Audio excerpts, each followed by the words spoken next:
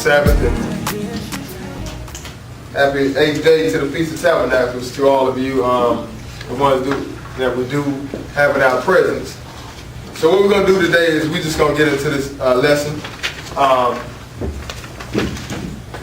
Before we can actually, sit down and really, celebrate these feast days, what we do, not just Israel Church of Jesus, but, most of the different camps that's dealing with the Bible, what we like to do is come before you first and foremost and, give you the Word of God from the Bible so you can understand why we're observing these days. Unlike the feast, unlike the holy days that mankind tend to observe, the Lord's holy days have meaning. Sorry about that. And that's the purpose of us going through the Word so we can understand what this day really points to. When you deal with the Leviticus chapter 23, you deal with the plan of salvation. We have different feast days, all the way from the Passover, all the way down to the 8th day, which we're observing now. But all these days point to the coming of the Lord. And also, this is what we like to call the plan of salvation. So, like I was saying yesterday evening, if you want to find out what the Lord has planned for this creation, you go into Leviticus chapter 23, and it's going to give you an outline about the plan. So today, we're down to the last one. And actually this last one, it's the last one to the Feast of Tabernacles. It's the last one for the Lord's feast days, and it's also the last one, it's going to end the Feast of Tabernacles. However, it's also going to bring us into something new, and the Lord has a system or a pattern set up where he does a lot of things in settings. Like when you deal with the weekly Sabbath, we used to dealing with, working 6 days, and on the 7th day it's a day of rest. All the way down to Feast of Unleavened Bread. You feast for 7 days, and it ends that feast. You got 7,000 years, for us to be in this flesh and blood body. This is a pattern that the Lord has established, and it points to something, bigger. So all throughout the Bible, we see where the 7 exists. Even when you're dealing with the uncleanness of a woman, she's unclean for 7 days, and on the 8th day, she is, she has to offer up different animals, which we're going to read today. But at that point, she becomes clean. So this is kind of similar to man, because see, man has a time frame to be in this flesh and blood body. And we have 7 days. And on the 8th day, we're going to go into immortality. We're going to put off this body of corruption. So that's really what this is pointing to, even though it's still a part of the first 7 days, or the same feast we know as the Feast of Tabernacles. So we're going to look at this. We're going to open up in Leviticus chapter 23. And we don't have that many scriptures, but I'm going to try to move a little fast. Let me get mine. I got another. Got the rest of my class on the back of here. Y'all should have it, but I got a teacher copy.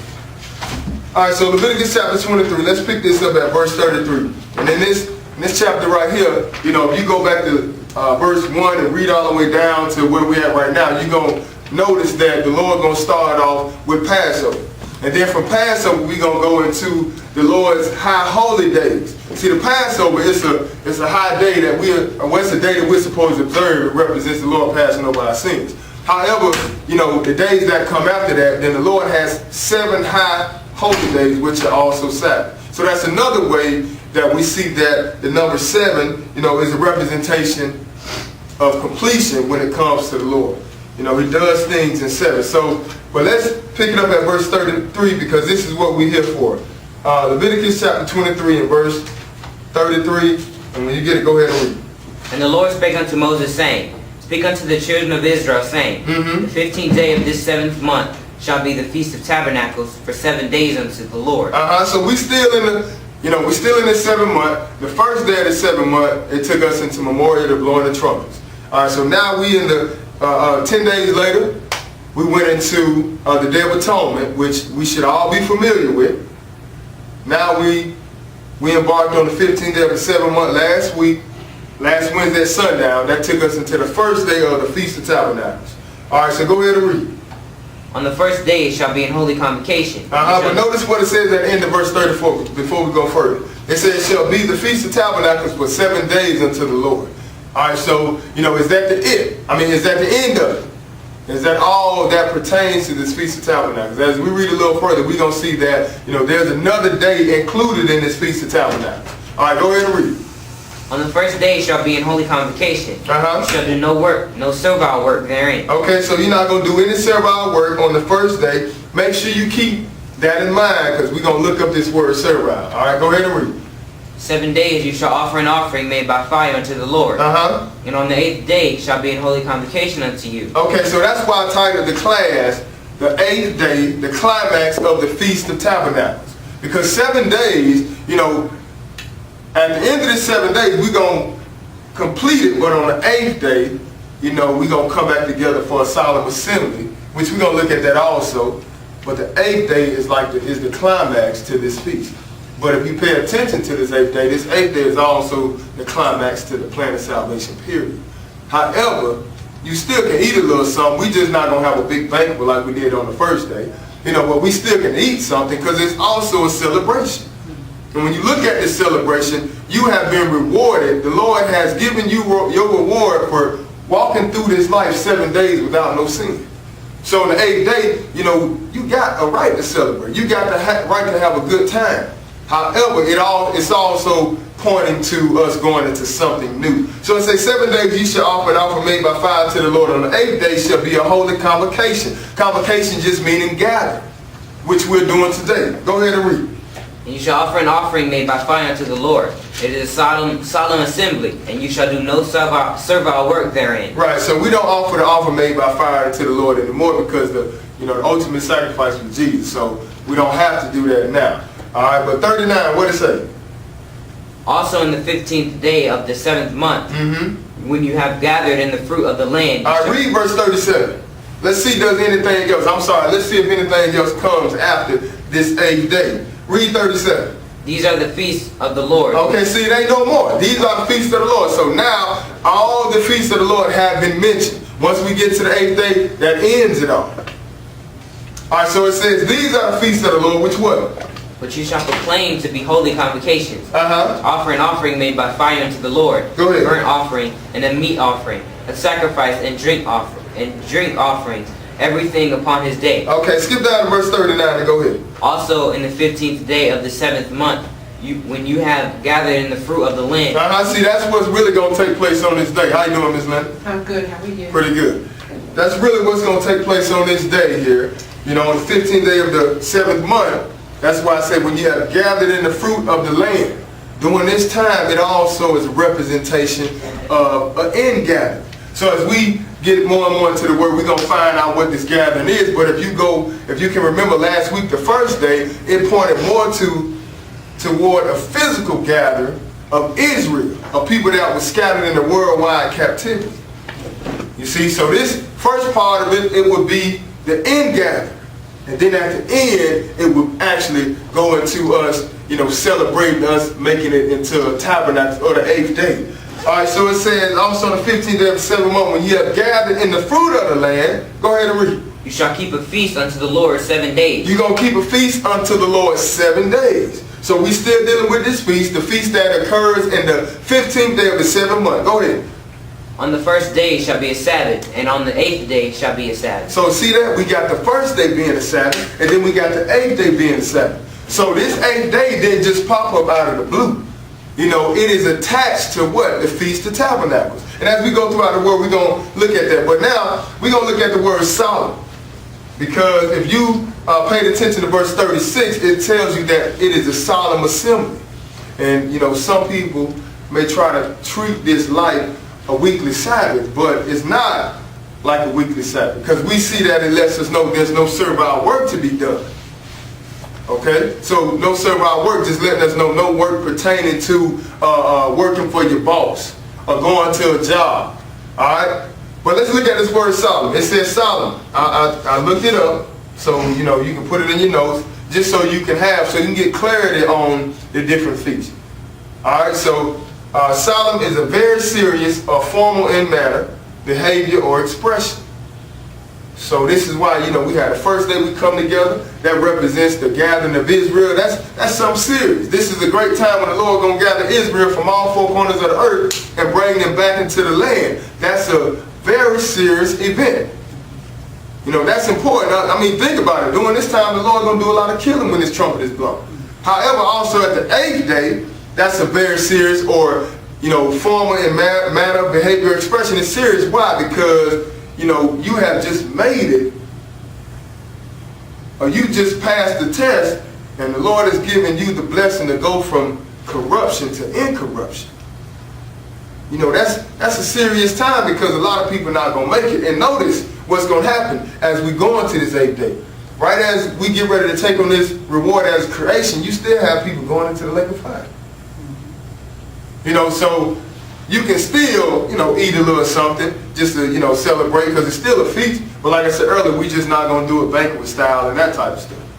All right, so let's go look at serve.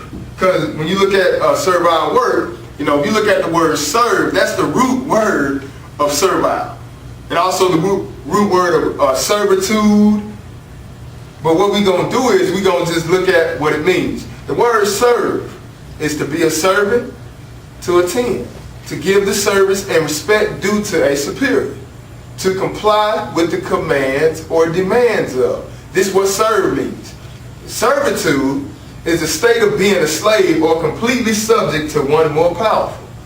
All right, then we have servile, having or showing an excessive willingness to serve or please others, of or characteristic of a slave or slaves. So on this day, you are not to buy and sell. You're not to go, you know, go to your job. You know, you're not to get in. See, if this is the feast day of the Lord, and Israel is the example, everybody's supposed to be keeping this feast. All right, not just Israel. You know, you can read Deuteronomy chapter 31 and verse 16. It tells you, you know, in this year, during the time, matter of fact, just hold your finger here. Let's go see it right quick. Because let's see who all is included, because if everybody's included in this feast, then nobody possibly could be working unless it's dealing with the service of the Lord. Now, Deuteronomy chapter 31, it might be 32, let's see here. I saw it this morning.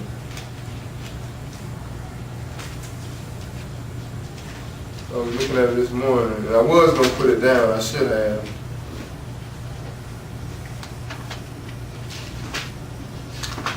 Alright, well, I can't find it right now. The Lord probably give it to me a little bit. But, you know, during that time, the Lord is making reference and telling everybody, the stranger that's among you got to come up also. You know, you're not going to just call up Israel, but the stranger that's within your gates, they got to come up and keep it also. So just think about it. If everybody is here keeping the Feast of Tabernacles, then there's nobody working. There's nobody buying. There's nobody selling. So likewise, we have to treat this day as if the Lord is here. When the Lord gets here, we have to observe the Feast of Tabernacles. It tell you that they're going to come up from year to year. You know, ain't nobody going to be able to stop and say, well, let me go pick up something from the store right quick. You need to get all that stuff done before you go up to keep the Feast of Tabernacles. So we're just looking at serve being the root word of servile, and we see that it all relates back to you working for somebody, you know, performing a service, being a servant, you know, or adhering to or complying with commands or demands of. So in these days, you can't do none of that. All right, so let's just make sure we understand that, just in case we have any questions on that, all right? So now let's go a little further. Let's go over to Nehemiah chapter 8. Nehemiah chapter 8.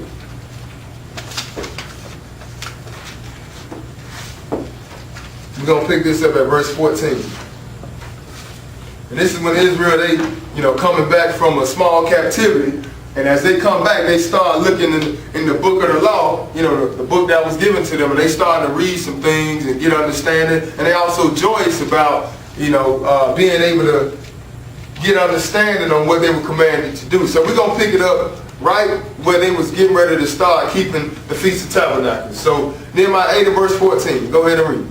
And they found written in the law, which the Lord had commanded by Moses, that the children of Israel should dwell in the booths in the feast of the 7th month. So now we know what that is, right? This feast, you dwelling in booths 7 days on the 7th month. On the 8th day, they're going to come out. It just represents you in this temporary dwelling. It's a representation also of you being in this temporary body. Because on the 8th day, you're going to, all things will become new, and you're going to put off this flesh and blood body. All right, well, go ahead and read. And that they should publish and proclaim in all their cities and in Jerusalem, saying, Go forth into the mount, and fetch olive branches, and pine branches, and myrtle branches, and palm branches, and branches of thick trees, to make booths, as it is written. So the people went forth and brought them, and made themselves booths, everyone upon the roof of his house, and in their courts, and in the courts of the house of God, and in the street of the water gate, and in the street of the gate of Ephraim, and all the congregation of them that were come again out of the captivity made booths, and sat under the booths. For since the days of Joshua the son of Nun unto that day had not the children of Israel done so. And there was very great gladness. Okay, so what took place here, once they found out what they had to do, they went in, they went and got the different branches, the myrtle branches, the palm branches, and branches of thick trees to make booths. And it took took them some time to get this all set up. So once they got it all set up, then they came and set up under the booths. So let's see how long it was. Verse 18, go ahead. Also day by day, from the first day unto the last day. So from the first day unto the last day, what do they do? He read in the book of the law of God, and they kept the feast 7 days. Oh, so they kept the feast 7 days. So see, this is why we try, you might have people trying to separate, make it seem like it's just a feast of 7 days. But like I asked earlier, where did the 8th day come from? Did it just come out of nowhere? It got to be an 8th day to something. So it says they kept the feast 7 days just like we did. We kept the feast 7 days, and now we're coming back together on the coming together to observe this day as a holy convocation. So on the 8th day, what they did? And on the 8th day was a solemn assembly. Okay, so now, because it took them, or it climaxed on the 8th day. It's still a part of Tabernacles. It's just that on this day, it's going to come to an end. And this is why they came together on the 8th day as a solemn assembly, according to what? Unto the manner. Okay, so they all one in the same. They all go together. But the 8th day is going to take us into something else. So now let's go into Leviticus chapter 23. Because see, just like we just saw in verse 18, it said they kept the feast 7 days. But that don't give us room to make the 8th day not be a part of this. The 8th day can't be something new. Because we're going to look at the same thing, regarding the Feast of Unleavened Bread. We're going to look at a part of the feast where it's going to tell them, keep the Feast of Unleavened Bread for 6 days. Then it's going to say on the 7th day, this is what you do. But let's let the book, speak. Leviticus chapter 23. And let's pick this up at verse 6. Leviticus 23, and verse 6, and when you get it, go ahead and read. And on the 15th day of the same month is the feast of the unleavened bread unto the Lord. 7 days you must eat unleavened bread. Okay, so now we at the first, feast that occurs, in the beginning of the year. And it says on the 15th day of the same month is the feast of unleavened bread. We know what comes before that, Passover, right? All right, so the next day of the Passover is complete. Now we go into the 15th day, which will take us into the Feast of Unleavened Bread. And it says here, what? 7 days what? You must eat unleavened bread. Okay, 7 days you must eat unleavened bread. Go ahead and read. In the first day you shall have an holy convocation. You shall do no servile work therein. Okay, so on the first day, you're going to have a holy convocation. You're not going to do any servile work, right? All right, but we're going to look at another place and we're going to see how it's going to, say something else. But it says in the first day you shall have a holy convocation. You shall do no servile work. What else? And the Lord spake unto Moses, saying, No, read verse 8 from the beginning. But you shall offer an offering made by fire unto the Lord in the 7 days in holy convocation. You shall offer an offering made by fire unto the Lord for how long? 7 days. In the 7th day is a holy convocation. You shall do no servile work there. All right, so just like the first day, you ain't going to do no servile work. The 7th day, you ain't going to do no servile work also. And these are both holy convocations, right? That's what we're reading. So now let's go over to Deuteronomy chapter 16. Just remember that. Deuteronomy chapter 16. Deuteronomy 16, let's look at verse 8. One verse. Go ahead and read. 6 days thou shalt eat unleavened bread. Oh, so now it's saying what? 6 days you're going to eat unleavened bread. Didn't we just see that it say 7 days? So now it's taking us to 6 days. You're going to eat unleavened bread and what? And on the 7th day shall be a solemn assembly to the Lord thy God. Thou shalt do no work therein. See, now it says you shall do no work therein. Now, if you leave it right here, it's going to cause, you can get a little confused. All right, but it says 6 days you're going to eat unleavened bread. And on the 7th day shall be a solemn assembly. That's just like, let me get here a little early so you can stop all that noise. All right. So like on the 6th day, the 7 days dealing with unleavened bread, we looked at it where it says 6 days, you don't eat no bread. I mean, you eat unleavened bread. And on the 7th day, it's going to be a solemn assembly, just like you dealing with Feast of Tabernacles. It's going to tell you 7 days you're going to keep the Feast of Tabernacles, and on the 8th day, what? It's going to be a solemn assembly. So we're not separating unleavened bread on the 7th day from the other 6th day. It's just that the 7th day is the climax of it. Likewise, when you're dealing with tabernacles, the 8th day is just the climax to the whole feast. All right, so go ahead and read. 7 weeks. All right, so that's it on that, right? Okay, good. Now let's go over to Exodus chapter 12. Now remember that he said thou should do no work therein, right? So Exodus chapter 12. Let's look at verse 14. Go ahead and read. Exodus 12 verse 14. And this day shall be unto you for a memorial, and you shall keep it a feast to the Lord throughout your generations. Go ahead. You shall keep it a feast by an ordinance forever. Okay, so it said, this day shall be unto you for a memorial. You shall keep it a feast to the Lord throughout your generations. You shall keep it a feast by an ordinance forever. So we're going to look at and see what feast we're actually talking about. Go ahead and read. 7 days shall you eat unleavened bread. 7 days you're going to eat unleavened bread. So we just saw 6, didn't we? So it says 7 days you're going to eat unleavened bread. But we just know that the 7th day, like we were saying, this brings, it now takes it into a very serious and formal manner. But you still, you still feasting on this day. All right, so what does it say? Even the first what? Day you shall put away leaven out of your houses. For whosoever eat leavened bread from the first day unto the 7th day, that soul shall be cut off from Israel. Go ahead. And in the first day there shall be an holy convocation. And in the 7th day there shall be an holy convocation to you. No manner of work shall be done in. Oh, wait a minute. So now we're saying no manner of work, right? Now we just saw, he also said no work going to be done. So like I said last night, if you happen to get confused and say, well, what can we do in this day? The Lord covered in the Deuteronomy chapter 16 and let you know no work ain't going to be done. Now he coming back covering it again and let you know no manner of work going to be done, but he going to put, give you a little room to do something pertaining to the feast day. So it says, no manner of work shall be done in them what?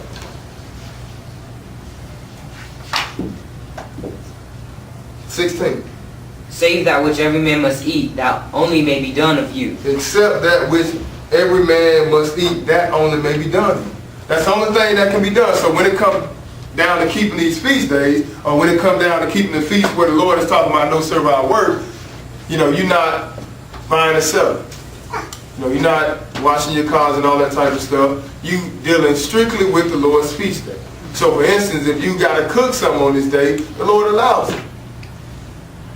You're going to treat it just like a regular Sabbath day. You still taking off from work. But whatever the Lord is allowed, it is pertaining to the Lord's feast day. All right, so this is why it says, no manner of work shall be done in them, no manner of work pertaining to what you want to do.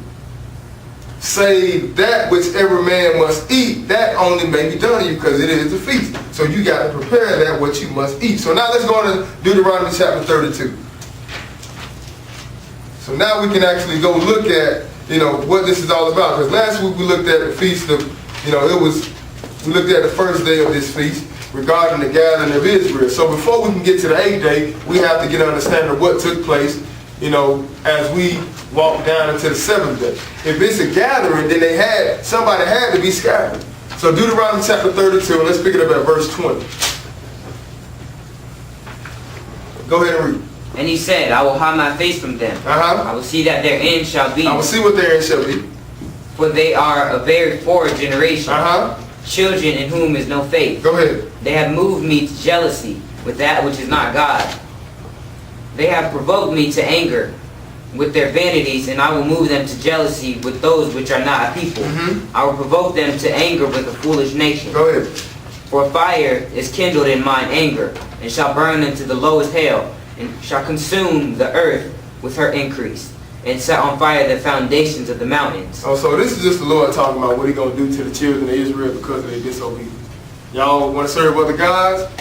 Provoke the Lord to jealousy, provoke Him to anger, so now He's going to send you into captivity to provoke you to anger. So this is why the Gentiles are over Israel today. All right, but skip down to verse 26 and read. I said, I will scatter them into corners. I will make the remembrance of them to cease. Oh, so notice what He said they're going to do. He said, I will scatter them into corners. So we just going to find out that these corners are, simply the four winds. And also the Lord going to make reference to the Matthew 24. He said when He get back, He going to gather them, from the four winds of heaven. All right, so He said, I will scatter them in the corners. In order for them to be gathered, they had to be scattered. That's why we saw earlier when we was looking at the Feast of Tabernacles. It was telling you on the 15th day of the 7th month when you gather in your fruits. Because it was representing a representation of the Lord gathering Israel from wherever they was scattered into captivity. So He said, I will scatter them into corners. I will make the remembrance of them to cease from among men. And this is why Israel don't know who they are as a people. This is why they take on other names, like African American, black, colored, dog, and all this type of stuff. All these different bywords because they have lost their identity. But this is what the Lord has put on His people. So verse 27, read. Were not that I feared the wrath of the enemy, lest their adversaries should behave themselves strangely. And what? And lest they should say, our hand is high, and the Lord hath not done all this. See that? Yeah, the nations get, pompous and start thinking that they was able to do this. This is why they, for the most part, the nations like to keep their foot on the neck of Israel because they feel like that, this was built by them and, they have the power to, send you into captivity. But at the end of the day, the Lord is the one that did this.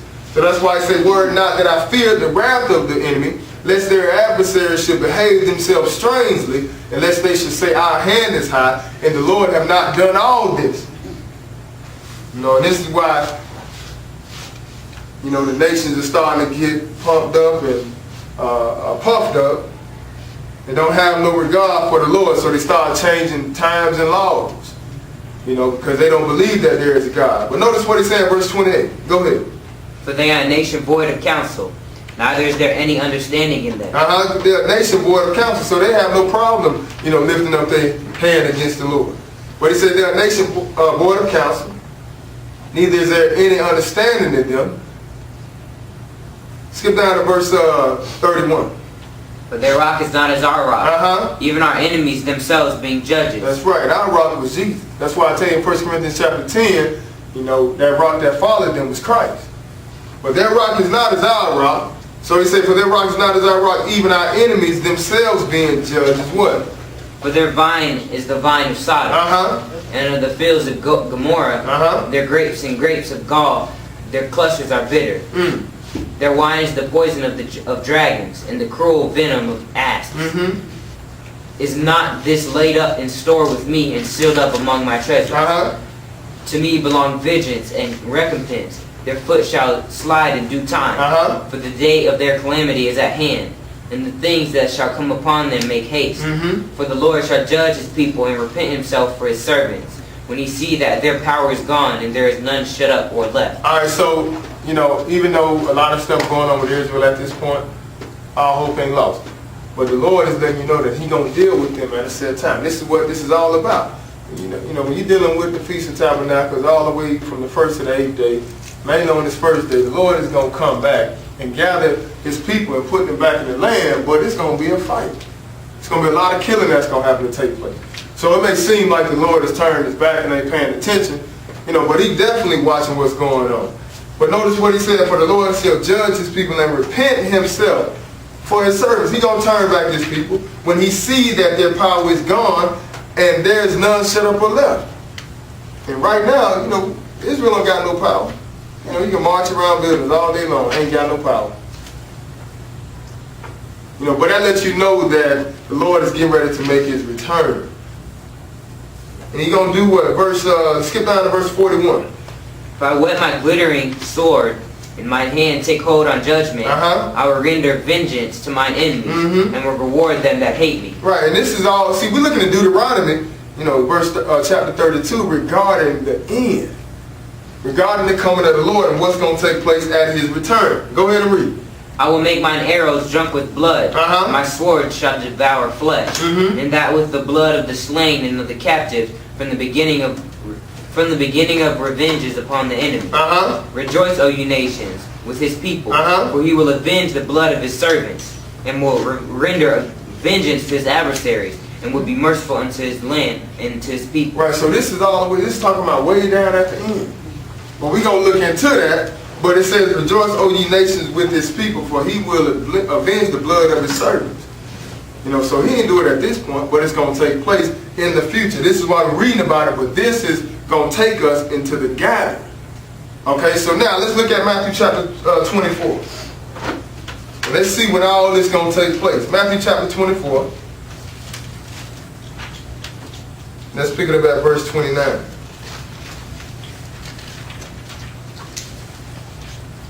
And see, when you deal with, the Lord got a plan before He gonna, if you think about it, the Lord gonna gather all the nations. You know, all the nations gonna have a shot at being saved. You know, taking on immortality. But He's showing you through the Word that before He, you know, go back and before we take it even into that event, you know, He got to deal with the Jew first. So He gonna deal with Israel, bring them back on the 7th day. And they're going to dwell for 1,000 years. And all the, you know, the nations that decided to come up just like it was last time. But they're going to deal with them for 1,000 years. You know, that 1,000 years, Israel going to be back on top. You know, they ain't going to have that bad name like they got now. But this feast is about, the beginning of this feast is about Him gathering His people.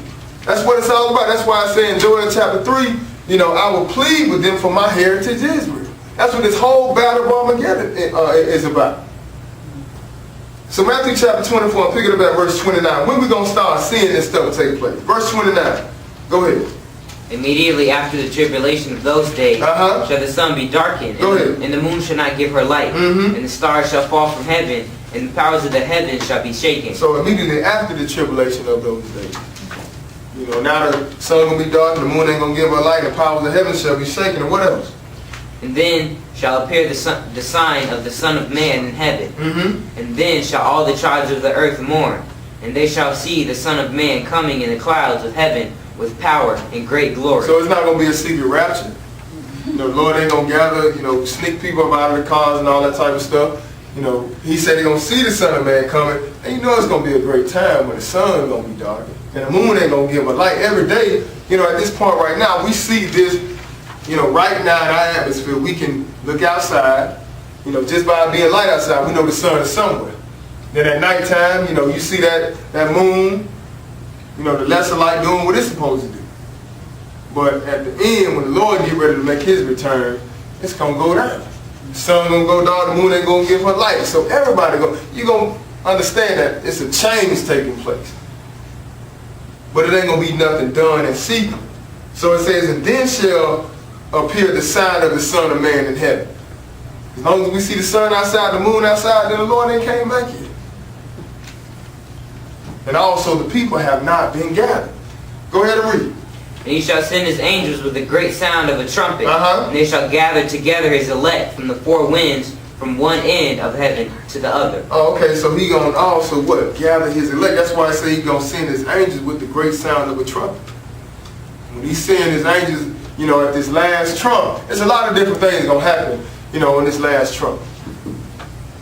You know, this trump that we talking about is that the seventh seal. You look at Revelation, we're not dealing with that today, but in Revelation chapter, you know, around 9 and 16, you know, we look at the trumpets being blown. Once the seventh seal is open, and once you get down to the seventh trump, that's when the Lord is getting ready to come down to this earth. But also at this time, you're going to have the dead in Christ going to rise, the ones who are going to make the first resurrection. Then also at this time, the Lord going to gather his elect from the four winds of heaven. And this is what this is talking about. This is the great gathering. But this is going to take place on the seventh day. He said he's going to gather his elect from the four winds, from one end of heaven to the other. Now let's go into Jeremiah chapter 31. And let's see what he's going to do once he gathered them, once he bring them back. What is the Lord going to do? See, everybody want to do away with Israel, but you can't get rid of the chosen priest. You can't get rid of God's people.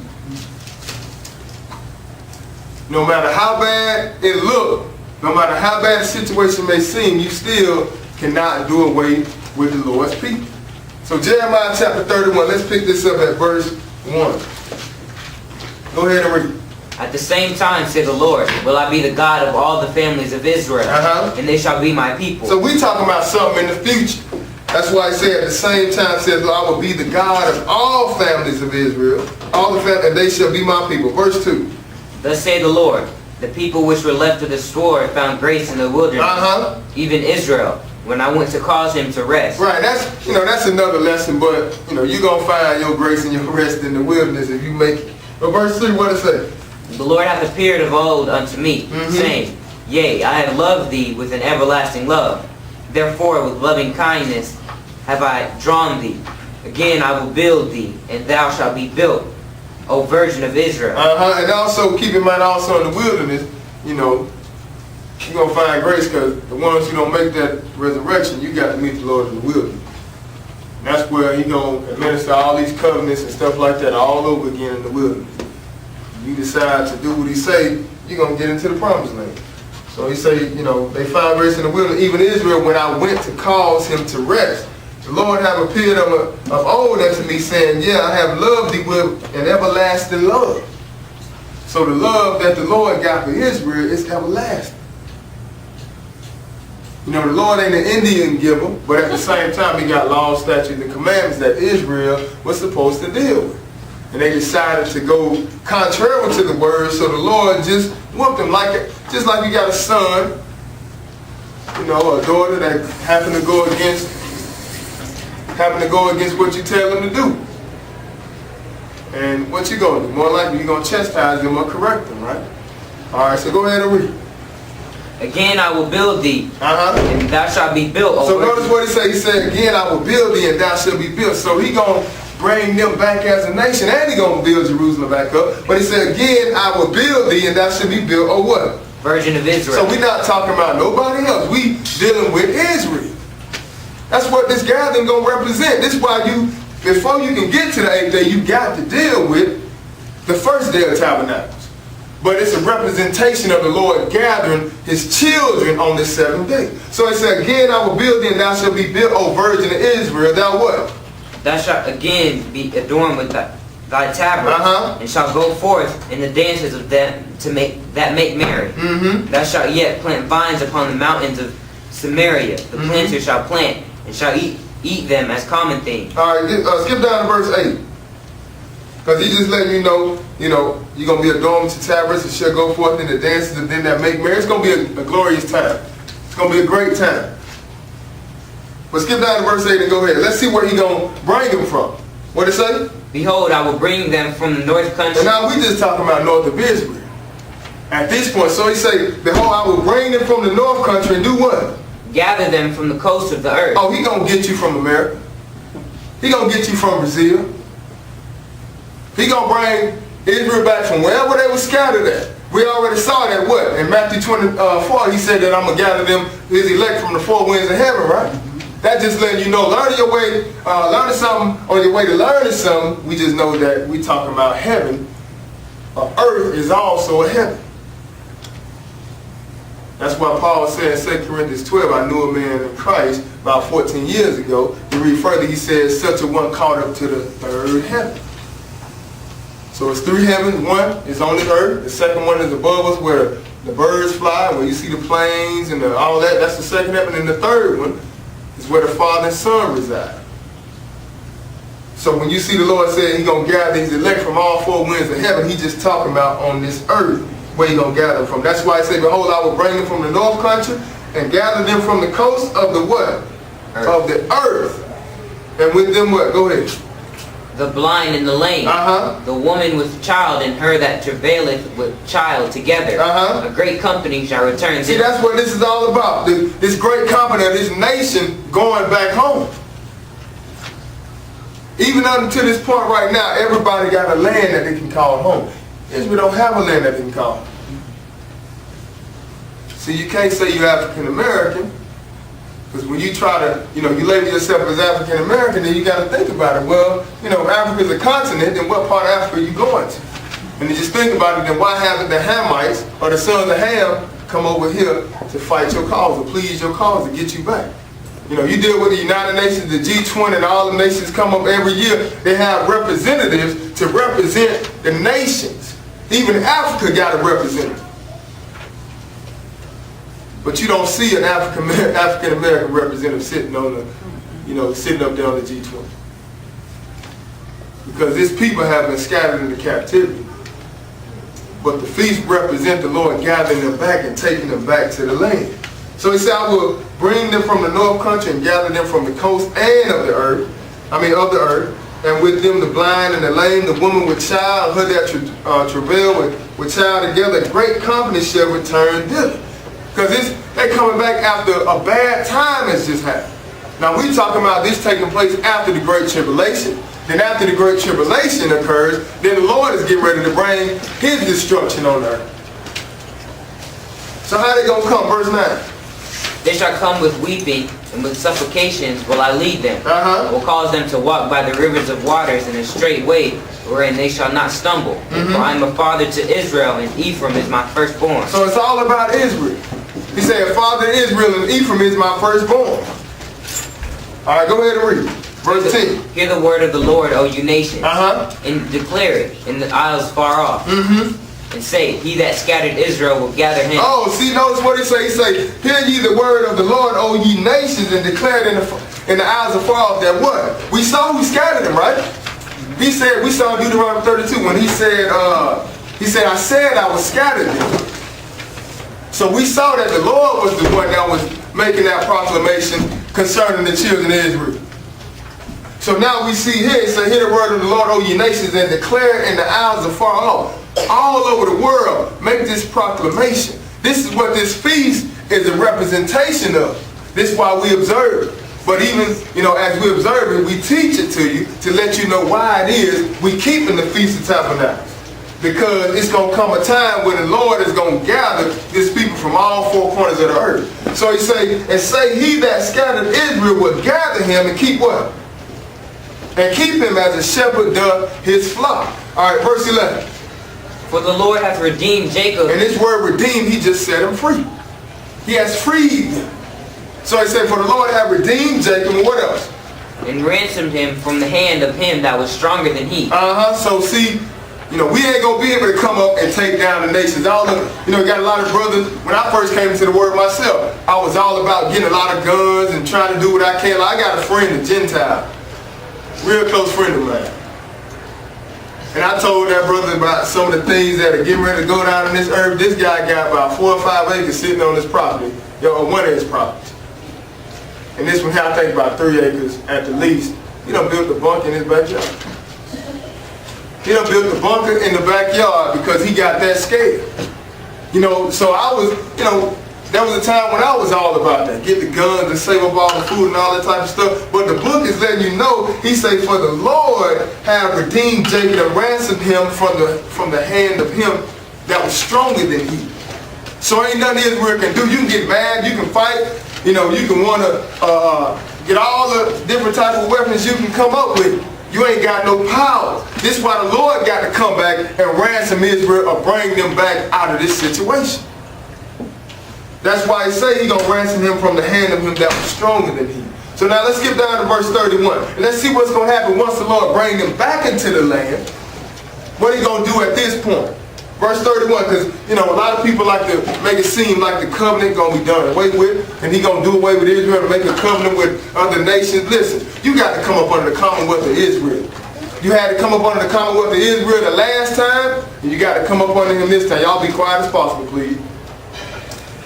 All right, so 31, go ahead.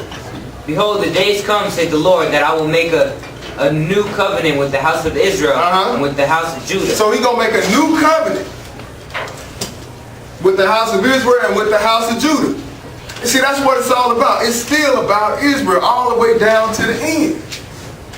It's been about Israel since he brought them out of Egypt last time. It's going to be about Israel when the Lord gets back this second time to gather his people again. So he said, behold, the days come, saith the Lord, that I will make a new covenant. See, this haven't taken place yet. We're looking forward to this day. He said that I will make a new covenant with the house of Israel and with the house of Judah. But some of us have already come into the covenant. But as a whole, and the ones who came into the covenant now make up this church. But as a nation, the nation haven't done it yet. And this is what we're waiting on. All right, so we say, verse 32. What it say? Not according to the covenant that I made with their fathers in the day that I took them by the hand to bring them out of the land of Egypt. So it's not going to be like that. Not to say that we're not going to have the same law, statutes, and commandments. Yeah, we're going to still have the same law, statutes, and commandments. But as we read further, we're going to understand why he's saying it. Go ahead and read. Which my covenant they break, although I was an husband unto them, go ahead. say the Lord. But this shall be the covenant that I will make with the house of Israel. After those days, say the Lord, I will put my law in their hearts, in their inward parts, and write it in their hearts. Okay, why is he saying it? Because last time he wrote it on tables of stone. And what did Israel do? They still broke it. So now we'll make a covenant. I'm going to put it in their minds. You ain't got to worry about carrying around the tables of stone or the Ark of the Covenant. But now you're going to put it in your heart and in your mind. But go ahead and read. And will be their God. And they shall be my people. And notice what he said in verse 34. Because see, just like we got the Bible right now, they didn't have this at this time. See, during the time when they came out, they had the priest that was administering the law, statutes, and commandments to them. The priest was actually doing that. He was teaching them and telling them what they had to do. So notice what he said. He's going to put the laws in their hearts and in their mind. And what's going to happen? Verse 34. And they shall teach no more every man his neighbor, every man his brother. So ain't nobody going to have to teach you as far as like telling you got to do this, you got to do that. Why? Because he done already, he going to put it in your heart and in your mind now. But this is a future event that's going to take place. Like I say, us making up the church, hopefully we fit inside the church. We are, falling up under this now. But as a nation of people, Israel as a nation, for the most part, they haven't come up under this yet. So he said, they shall teach no more every man his neighbor and every man his brother, saying, know the Lord, for they what? For they shall all know me, from the least of them unto the greatest of them, say the Lord. I will forgive their iniquity, and I will remember their sin no more. So he said, I forgive their iniquity, and I will remember their sin no more. Verse 36. 35, verse 35. Thus saith the Lord, which give the sun for a light by day, and the ordinances of the moon and of the stars for a light by night, which divide the sea when the waves thereof roar. The Lord of hosts is his name. Now notice what the Lord is going to say. Go ahead and read. If those ordinances depart from before me, said the Lord, then the seed of Israel also shall cease from being a nation before me forever. Go ahead. Thus saith the Lord, if heaven above can be measured, and the foundation of the earth searched out beneath, I will also cast off all the seed of Israel for all that they have done, said the Lord. Okay, so now let's come back and let's just look at this real slow.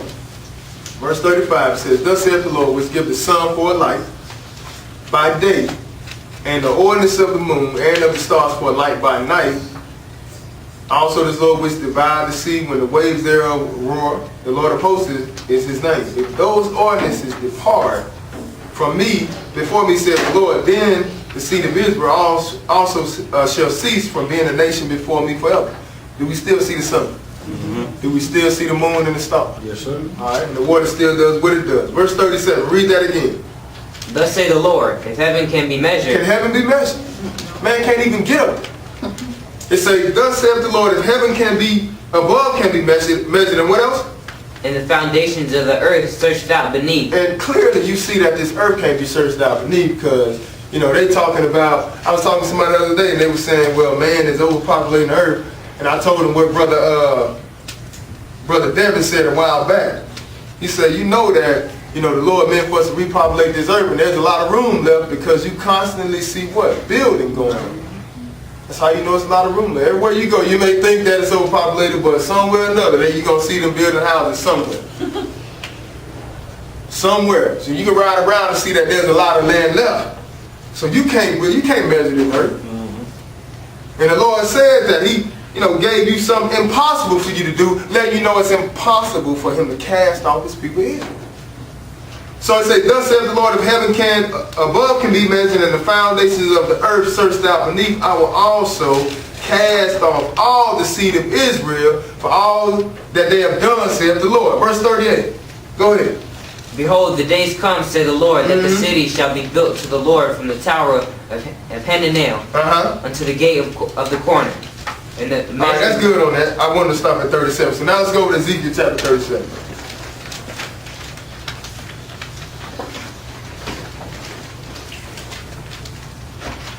Ezekiel chapter 37.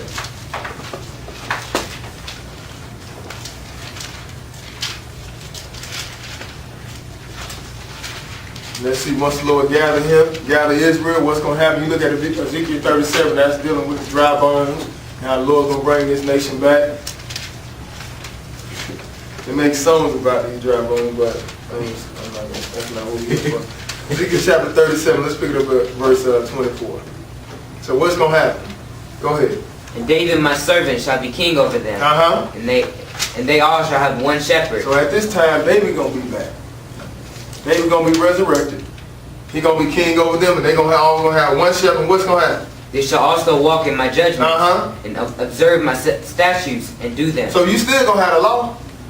You know, so when people try to make you think that the law going to be done away with, or he did a totally different law, you know, like somebody said something about Jesus dying, he fulfilled the law because it was too hard for us to fulfill. We talking about a totally different law. He came and fulfilled what the law had spoken about him, what the prophets had prophesied, saying that he was going to come and do. Thou shalt not kill, still good. Thou shalt not commit adultery. These are things that you can do as an individual. It's going to still be in effect when the Lord get back. Just like you still going to have to remember the law about the pork and unclean and all that type of stuff. You still got to keep that, but people don't want to do that, because they like to, cater to their stomachs. But that's going to, end up putting them in that fire. But when the Lord get back, you still got to keep the law, statutes, and judgments. That's why it said they shall also walk in my judgments and observe my statutes and do them. Verse 25. And they shall dwell in the land that I have given unto Jacob my servant, wherein your fathers have dwelt, and they shall dwell therein, even they and their children, and their children's children forever. Go ahead. And my servant David shall be their prince forever. Right, so you going back into the land, and David gonna be their prince. That begs that might be some, where the Lord talked about Ezekiel chapter 44, that prince coming through the gate. It may be him, we're not sure though. I'm not sure. But he says, my servant David shall be their prince forever, and they shall, in this verse, they're going to dwell in the land that I've given unto Jacob. So we see that Israel being brought back to the land. All right, verse 26. Moreover, I will make a covenant of peace with them. It shall be an everlasting covenant with them. And I will place them and multiply them, and will set my sanctuary in the midst of them forevermore. My tabernacle also shall be with them. Oh, so the place where the Lord going to dwell, it's going to be with them.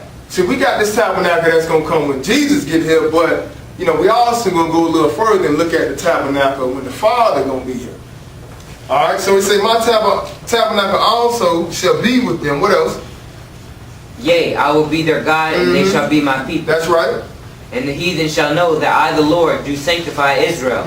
My sanctuary shall be in the midst of them forevermore. Right, so a lot of people may think it's just going to stop at the end of the 1,000 years, but like I said earlier, it's just going to take us into something greater when you're dealing with that 8th day.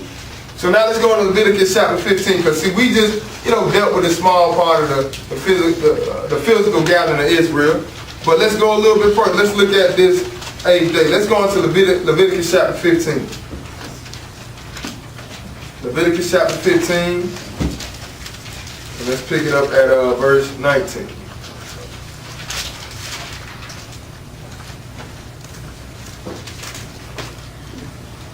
Time flies so fast. Goodness gracious. Leviticus 15 and 19. Go ahead. And if a woman have an issue, and her issue in her flesh be blood, she shall be put apart 7 days. Go ahead. And whosoever touched her shall be unclean unto the even. Okay, so now we're looking at the cleanliness law, and now we mainly dealing with a woman being unclean. It says if a woman have an issue and her issue in her flesh be blood, she shall be put apart 7 days. And usually, for the most part, around Scripture also make reference to it calling her flower. We know it as a period or her, what do you call it? Menstrual, yeah. I'm not a girl. I just know it's a certain time of month that this is unclean. So the Lord give you a certain time frame on how you're supposed to deal with this, okay? So verse 20, what does it say? And everything that she lie upon in her separation shall be unclean. Go ahead. Everything also that she sit upon shall be unclean. And whosoever touch her bed shall wash his clothes. All right, skip down to verse 25. And if a woman have an issue of her blood many days out of the time of her separation, or if it run beyond the time of her separation, all the days of the issue of her uncleanness shall be as the days of her separation. She shall be unclean. So the time of the separation when it comes to this woman is 7 days. And on the 8th day, we're going to see what has to happen. But for instance, if you haven't been on your cycle for 7 days, whether you go past that time or whether you shorter that time. Like if you go past the 7 days, then you're going to count an additional 7 days. Then on the 8th day, you clean. If you happen to just go for 2 or 3 days, you still got to count that 7 days. Then on the 8th day, you clean. All right? So now, verse 26. No, verse 28. Go ahead. Verse 28. But if she be cleansed of her issue, then she shall number to herself 7 days, and after that she shall be clean. Go ahead. And on the 8th day she shall take unto her 2 turtles, or 2 young pigeons, and bring them unto the priest to the door of the tabernacle of the congregation. Go ahead. And the priest shall offer the one for a sin offering, and the other for a burnt offering. And the priest shall make an atonement for her before the Lord for the issue of her uncleanness. So on the 8th day, she's going to take up the 2 turtles or 2 young pigeons and bring them unto the priest to the door of the tabernacle of the congregation, right? And he's going to offer the one for a sin offering, the other for a burnt offering, and the priest going to make an atonement for her before the Lord. This is on the 8th day. Okay? Go ahead and read. Thus shall ye separate the children of Israel from their uncleanness, that they die not in their uncleanness, when they defile my tabernacle that is among them. So in other words, you can't come to this tabernacle unclean. So you look at this and it kind of it also implies us man, it's implication of man being the same way. See, this is why 7 days we dealing with this flesh and blood, and 8th day is going to take us into something new. Now let's go over to Romans chapter 8. Let's look at it a little bit further. Romans chapter 8.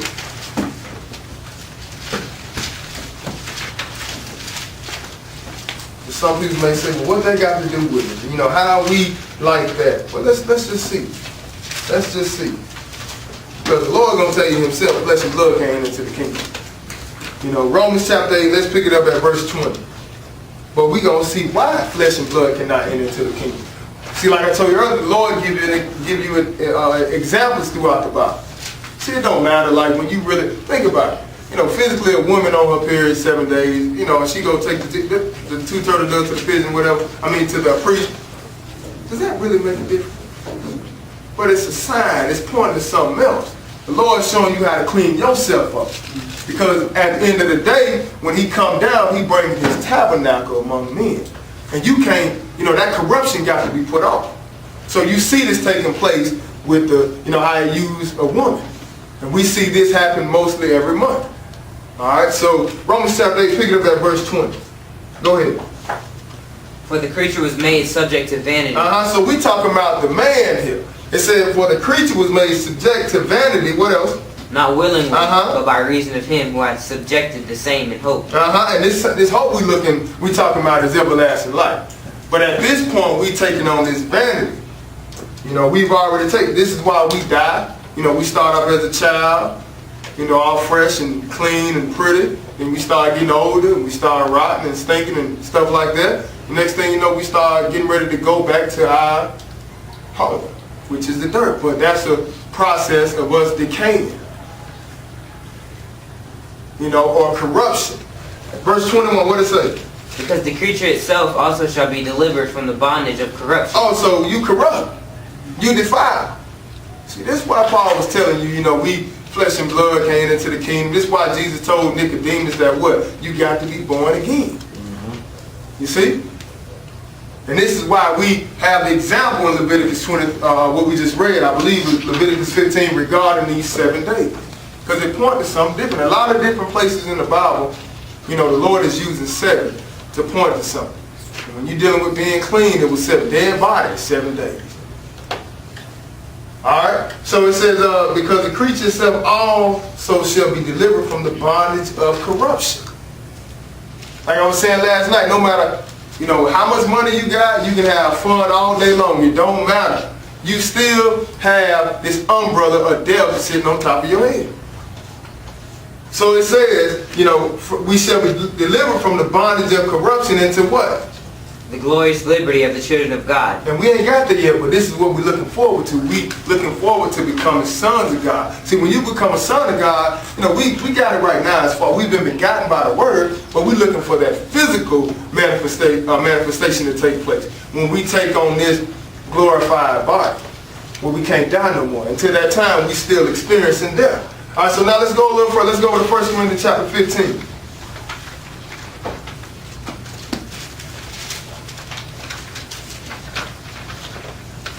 First Corinthians 15. And let's pick it up at verse 50.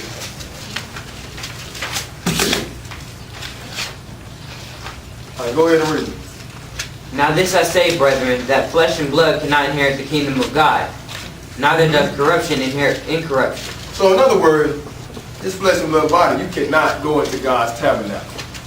Or his tabernacle cannot be around flesh and blood. So that's why we're going to look at a lot of different things that's going to occur, that Jesus is going to take care of before the Father even gets it. All right, so we see Paul saying, now this I say, brethren, that flesh and blood cannot inherit the kingdom of God, neither what? Doth corruption inherit incorruption. So this corruption would not inherit incorruption. And we just talking about this body. All right, go ahead and read verse 51. Behold, I show you a mystery. We shall not all sleep, but we shall all be changed. In a moment, in the twinkling of an eye. All right, verse 53. I mean to put it 53. What does it say? For this corruptible must put on incorruption, and this mortal must put on immortality. And that's really what it is. So we got to take off this mortal body and put on immortality. Now, you're going to do it either way it go. Like somebody asked me the other day, he said, so I got to have a belief system in order for me to, take on immortality. Well, you don't got to have nothing. You don't got to believe what you want to believe. But you're going to take on immortality, whether you like it or not. That's right. Now, where you end up at, where you, go because of your belief, that's totally up to you. But you don't have to believe nothing. But I would advise that you believe the Lord's word and do what he says so you can live forever in the kingdom. See, that's what this is all about. This is why we're working hard, to get into the 8th day. That's why I was telling you earlier, it's not like a regular Sabbath. It said no servile work.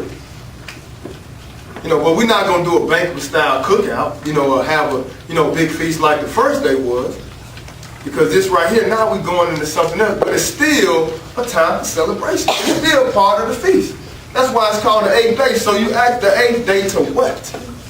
It's not a feast by itself just called the 8th day. No, it got to be hooked on to something. It's the 8th day, the Feast of Tabernacles. But now, this is the end all to all of the feasts. So you still, celebrating. We still having a good time and thanking the Lord for giving us that reward. You work hard, and at the end of the week, when you finish working for your boss or whatever, what he do? He give you a paycheck to show you that he pleased with your work. But how is it that we're going to go through 7 days, in this flesh and blood body and get to the 8th day? We can't have a celebration. I mean, we made it, man. We made it into immortality. That's right. That's what we're doing this for. That's what we're coming together for. So the Lord at the end is going to give us our reward. So we just observing it today. We coming together, keeping the holy convocation, doing no servile work, and we got a little something we can eat on. Because it's still a part of the feast. All right, go ahead and read. Where you at? So, 54. All right, go ahead. So when this corruptible shall put on incorruption, and this mortal shall have put on immortality, then shall be brought to pass the saying that is written, death is swallowed up in victory. That's what it's all about. Death being swallowed up in victory. Death being taken off of man. It was a speed bump that was put on this creation, but ultimately at the end, death gonna be removed. All right, so let's go to John chapter 7. And my main place that I want to go here is, 37 and verse 38. But I want to show you something as we go here. Just to show you that, the 8th day is running concurrent with the feast. It's all a part of one. So John chapter 7, let's pick it up at verse 2. All right, verse 2, and go ahead and read. Now the Jews' feast of tabernacles was at hand. His brethren... Wait a minute, read that again. Now the Jews what? Feast of Tabernacles was at hand. Okay, so now we understand that we're dealing with what? Feast of Tabernacles, right? All right, so skip down to verse 14. Now about the midst of the feast, Jesus went up into the temple and taught. Okay, now about the midst of what feast? The Feast of Tabernacles, right? Okay, so we got, when it first started, now we're in the middle of the feast. 4 days later, we're in the middle of the feast now. Jesus went up into the tabernacle or into the temple and taught. Now let's skip down to verse 37. Verse 37 to read. In the last day, that great day of the feast. And the last day of what? Huh? Tabernacle. We still dealing with the same feast. That's right. So we're not talking about this being another feast or a separate event. It's just the climax to the Tabernacles period. That's all it is. That's why the title of the class is the 8th day, the climax to the Feast of Tabernacles. For 7 is going to end it, and the 8th, it's closing off this Feast of Tabernacles, but it's also taking us into new bodies. Something we have never seen before, unless we've experienced the first resurrection. But as a creation, the whole, now we're going into something brand new. But let's notice what Jesus said. Go ahead and read. In the last day, that great day of the feast, Jesus did what? Stood and cried, saying, If any man thirst, let him come unto me and drink. Go ahead. He that believe on me, as the scripture has said, out of his belly shall flow rivers of living water. And it's not a coincidence that he happened to yell this out in front of all the people on the 8th day. Because what's going to happen? On this day right here, the great day of the feast, this is when the whole creation, whoever did it right, will be able to what? Drink from nothing but the well of living water. That's why I told the lady at the well, if you knew who it was talking to you, you would have asked me for something to drink, and I would have given you what? Everlasting water. But on this day right here, this is when the whole creation will actually be drinking from this. Alright? And it's something like that. John chapter 4, he said, I'm going to give you, what's that word he said? Living water. Living water, that's it. Thank you. I would have given you living water, that's right.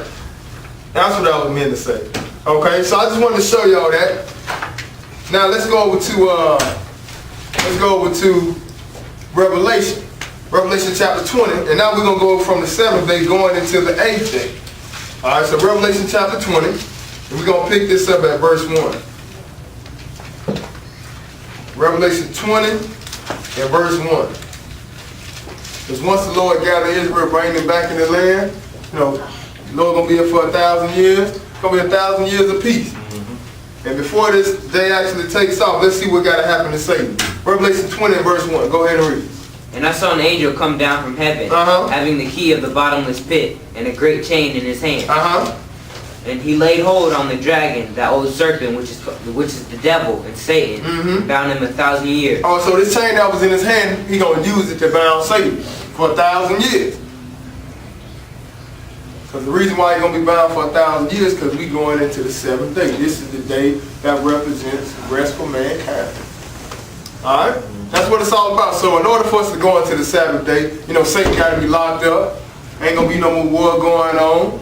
you know, all the type of stuff we seeing, for the most part, we just gonna know peace at this time.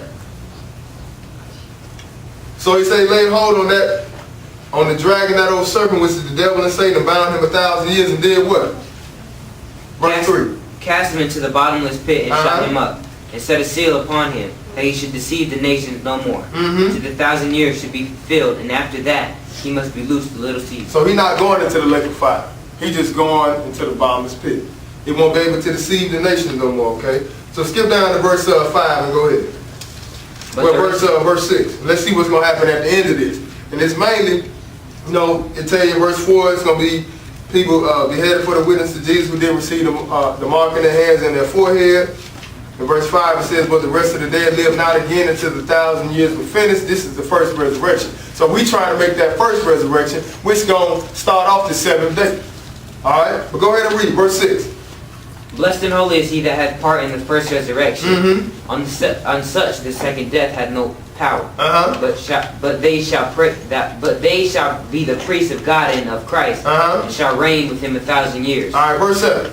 And when the 1,000 years are expired, Satan shall be loosed out of his prison. Okay, so now after the 1,000 years is complete, now we get, you know, now Satan gonna be out. Satan gonna come out. He gonna go out to deceive the nations. The Lord gonna send fire down from heaven, and then Satan gonna be thrown into the lake of fire, where the beast and false prophet are. That's right. They still there. Okay. All right. So pick it up at verse 10. Go ahead. And the devil that deceived them was cast into the lake of fire and brimstone, where the beast and the false prophet are. Go ahead. And shall be tormented day and night forever and ever. And I saw a great white throne, and him that sat on it, from whose face the earth and the heaven fled away. And there was found no place for them. Go ahead. And I saw the dead, small and great, stand before God. So after Satan is cast into the lake of fire, now we're getting ready to, you know, the dead, small and great, they're getting ready to get up now. Going into the second resurrection, they got to get up and stand before the Lord now, okay? So we are getting ready to go into something new, but before we go into something new, we got to get all this here taken care of. Go ahead and read. And the books were opened, and another book was opened, which is the book of life, and the dead were judged out of those things which are written in the books, according to their works. Go ahead. And the sea gave up the dead which were in it, and death and hell delivered up the dead which were in them. And they were judged every man according to their works. So we see judgment going on at this time, right? That's what's taking place. See, when God get back, when the Father get back, all this stuff going to already be taken care of. So we seeing the Lord Jesus is actually ironing everything out, getting it prepared for the Father to come. But once the Father get here, ain't going to be no more flesh and blood here. This is why judgment has to be done before he gets back. All right, so verse 14. But notice what it said. You know, they're going to be judged every man according to their works. All right, you're being judged according to your works right now. Just so you know. You know, people like to tell you that you ain't got to do nothing. You got to do something. You know, you have to obey the commandments. That's work. You got to do what the Lord tell you to do. That's work. All right, so the sea gave up the dead which were in it. Death and hell delivered up the dead which were in them, and they were judged every man according to their works. Verse 14. And death and hell were cast into the lake of fire. This is the second death. This is the second death. 15. And whosoever was not found written in the book of life was cast into the lake of fire. Okay, so that's ultimately what's going to end it. What's going to take us into, you know, the Father's kingdom. But let's go to 1 Corinthians chapter 15. And let's look at it again. 1 Corinthians chapter 15. We're almost done. 1 Corinthians chapter 15. Let's pick it up at verse 21. All right, go ahead and read it. For since by man came death, by man came also the resurrection of the dead. That's right. So what Adam did, when Adam sinned, he brought death on the whole creation. All right, so that's why it says, for since by man came death, by man came also the resurrection of the dead. So we talking about Jesus. By Jesus getting up, you know, he set an example of what's going to take place for us if we happen to follow him. All right, go ahead and read. For as in Adam all died, even so in Christ shall all be made alive. Go ahead. But every man in his own order, Christ the first fruits, afterward they that are Christ at his coming. And this is what we're looking at. We want to be that kind of first fruit. That's why I said, but every man in his own order, Christ the first fruit, afterward they that are Christ at his coming. This is what we're looking forward to, okay? Verse 24. Then come the end, when he shall when he shall have delivered up the kingdom to God. Even the Father, when he shall have put down all rule and all authority. Right, so, and we just looked at some of that. What's going to take place in this? Judgment going to take place in this.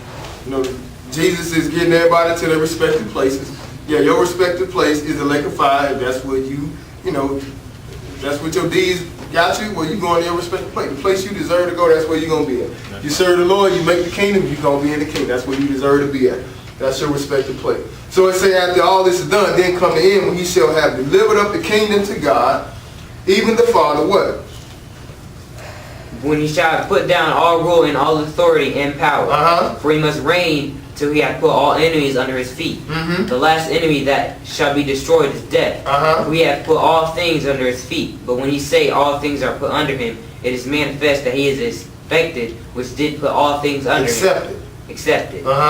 Which did put all things under him. Verse 28. And when all things shall be subdued unto him, then shall the Son also himself be subject unto him that put all things under him, that God may be all in all. Right. So now let's go into Isaiah chapter 25.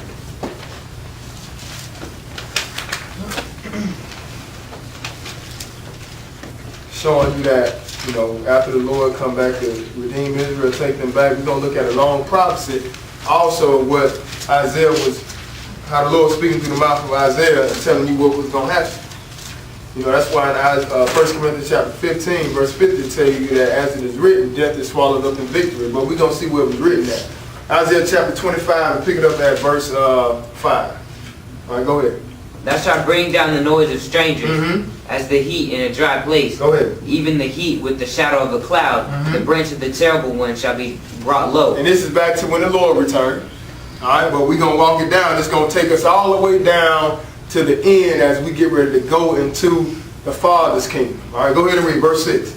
And in this mountain shall the Lord of hosts make unto all people a feast of fat things, a feast of wines, and on the lees, of fat things full of marrow, of wines on the lees well refined. Go ahead. And he will destroy in this mountain the face of the covering cast over all people, and the veil that is spread over all nations. Okay, so now when you wonder why, you know, you people that you know just won't wake up, why they just can't get it, the Lord letting you know He's going to destroy in this mountain the face of the covering cast over all the people. And at this time, He said the veil that is spread over all the nations. So He's going to take the veil off all the nations at this time. When the Lord get back, then they're going to realize who the children of Israel are. Then they're going to come up to keep the Feast of Tabernacles. But there's something, you know, something else to this. Let's see what it is. Verse 8.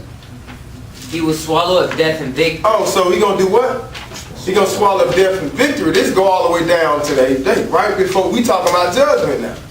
Because see, as long as flesh and blood is on this earth, death still happens to occur. But when He swallowed death and victory, that's at the end. So He said He would swallow up death and victory, and what's going to happen? The Lord God will wipe away tears from all faces. Y'all remember that, because this is like, you know, we getting the, you know, even in Isaiah, we are getting a snapshot of how the kingdom gonna look, how the Father's kingdom gonna look. So He said He'll swallow up death and victory, and the Lord God will wipe away tears from off all faces, and what else? The rebuke of His people shall He take away from all the earth. And if you look at that, the rebuke of His people He's gonna take away from off all the earth for what? The Lord has spoken it. So now let's go into Revelation chapter 21.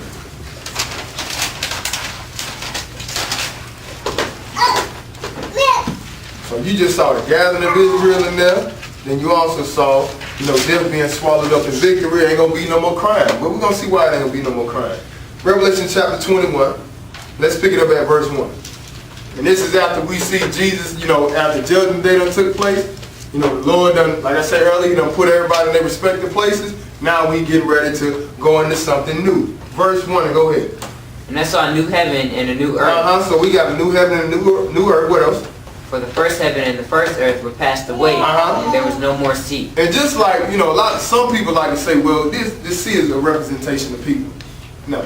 This is actually talking about there was no more sea. We're talking about water. Because if you look at Genesis, it goes into the scriptures that you know about how heaven and earth was created and the sea was created and all that. Now we're looking at another creation, but it's at the end. So this why it's no more sea. We're not talking about people. All right, that's what we used to say sometimes, but it's not talking about that. All right, verse 2, go ahead. And I, John, saw the holy city, New Jerusalem, coming down from God out of heaven, prepared as a bride adorned for her husband. And I heard a great voice out of heaven saying, Behold, the tabernacle of God is with men. He will dwell with them, and they shall be his people. And God himself shall be with them, and be their God. And God shall wipe away all tears from their eyes, and there shall be no more death, neither sorrow, nor crying, neither shall there be any more pain, for the former things are passed away. Okay, read that again. I was trying to check because I got a text saying there wasn't no sound on there. You got to fix it? Can you hear it? Okay. All right. Where you at? Read that again. Start at verse 3. And I heard a great voice from out of heaven saying, Behold, the tabernacle of God is with me. Oh, so now we see in verse 3 saying, I heard a great voice after the new heaven is come, a new earth is come. The first heaven and first earth were passed away, and there was no more sea. All right. And I, John, saw the holy city, New Jerusalem, coming down from God out of heaven. So after all this is done, after everybody is where they're supposed to be, now God, the Father, is getting ready to come to this earth, okay? Out of heaven, New Jerusalem coming down from God out of heaven, prepared as a bride adorned for her husband. Verse 3, read that from the top. And I heard a great voice out of heaven saying, Behold, the tabernacle of God is with me. See, now the Father can come and be among me. So behold, he said, Behold, the tabernacle of God is with men. But he couldn't be with us in the former state. We had to take on that new body in order for the Father to dwell among men. All right, go ahead and read. And he will dwell with them, and they shall be his people. Go ahead. God himself shall be with them, and be their God. And what are you going to do? And God shall wipe away all tears. So he's going to wipe away all the tears from their eyes. What else? And there shall be no more death. Ain't going to be no more death, neither what? Sorrow, nor crying. Why? Neither shall there be any more pain. For the former things are passed away. For the former things are passed away. One of the major former things we talk about is death. It's over with. And what comes with death, sisters and brothers? Pain, sickness, disease, people that you love dying. This is why you ain't gonna be crying no more, because this ain't gonna be in this realm of corruption. Is gone now. Death is swallowed up in victory. So that's why the former things are passed away. In verse 5, what does it say? And he that sat upon the throne said, he said what? Behold, I make all things new. Behold, I make all things new. And that's what this 8th day is pointing to. It's still a part of, the 7th day. We still, it's still tabernacles. But now the ultimate tabernacle is getting ready to dwell with men now. And also, on top of that, you've also putting off this old tabernacle, this body that we're in right now. You've also put this off. Go ahead and finish that. And he said unto me, Write, for these words are true and faithful. And that's it on that. But before we close out, let me just show y'all what I mean. 2 Corinthians chapter 5. And then this is the last place.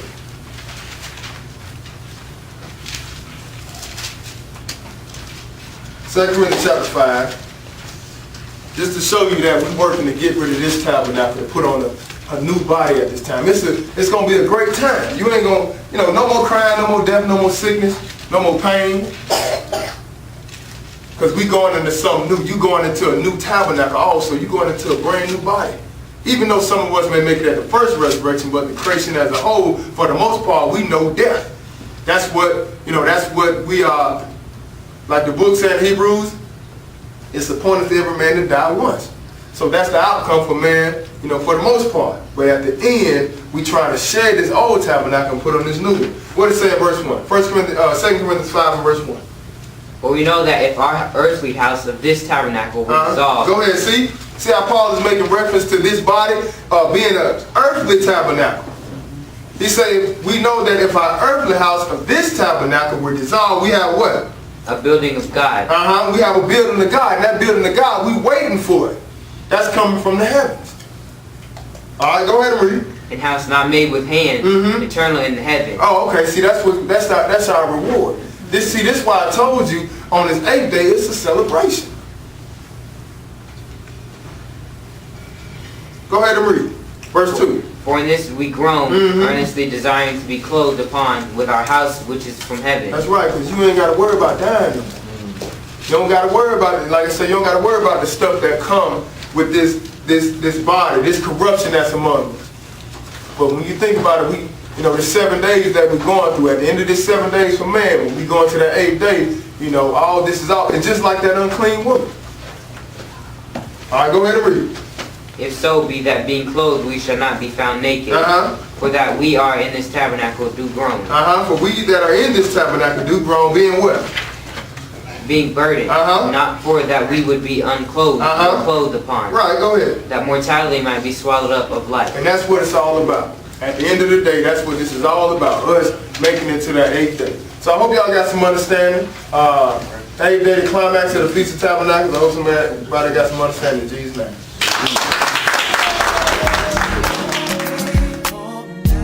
But you'll never find